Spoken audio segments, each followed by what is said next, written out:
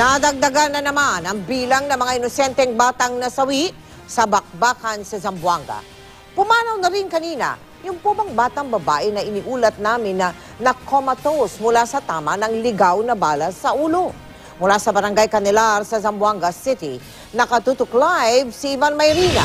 Van? Nel, batay sa datos ng DSWD, umaabot na nga sa mahigit 100,000 ang mga residenteng apektado at kinailangan lumikas sa kanilang mga tahanan dahil sa kaguluhan dito sa Zamboanga. At mahigit 20,000 sa bilang na yan, Mel, mga batang musmos na kailangang alalayan para malampasan ang bangungot na ito.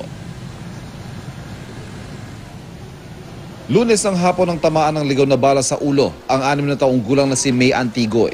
Kritikal siya hanggang kahapon. Yung mga bata lang po, kawawa sila.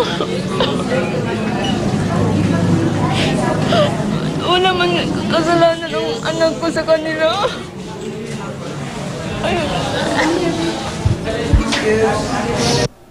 Alas 9 kaninang umaga, pumanaw si Mayan. Isa na namang inosenteng buhay na nabuwis ng dahil sa digmaan.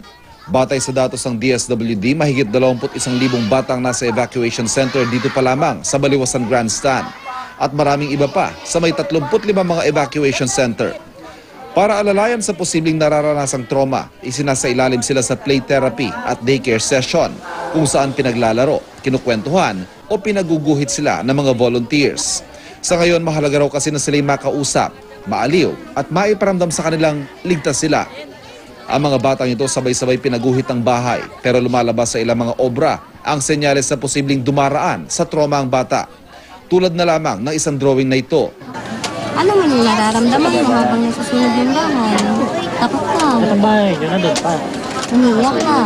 Hindi, takot ka lang.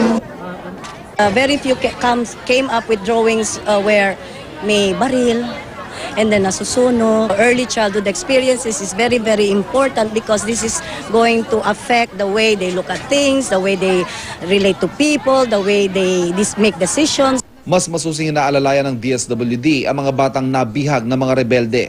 Naluha si DSWD Secretary Dinky Soliman habang ikinukwento ang pinagdaraanan ng isang batang babaeng 3 taong gulang na naging bukang bibig umano ang salitang ceasefire kasunod ng ilang araw na pagkakaipit sa bakbakan. Itong batang ito hindi dapat nalagay sa gitna at nagsisisigaw ng ceasefire. Dapat nandun siya sa kanyang playground, dapat nandun siya sa kanyang bahay. I mean, hindi dapat nangyayari yun. So that's my reaction as a human being. O yan, naiyak na ako. Mel, dagdag panawagan ni Secretary Dinky Soliman sa mga nais pong magbigay ng tulong sa mga evacuees dito sa Zamboanga City maliban po sa pagkain at damit na batayang pangangailangan. Makatutulong din po ang mga laruan at gayon din ang mga art materials tulad ng crayons, papel, lapis. Malaking tulong po yan para maalalayan ng mga bata sa kanilang pinagdaraanan. Mel. At katunayan, Ivan, ang GMA Kapuso Foundation ay nagpadala na ng ating tulong para dyan sa Zamboanga City sa pamagitan ng Navy. Maraming salamat sa iyo, Ivan Mayrina.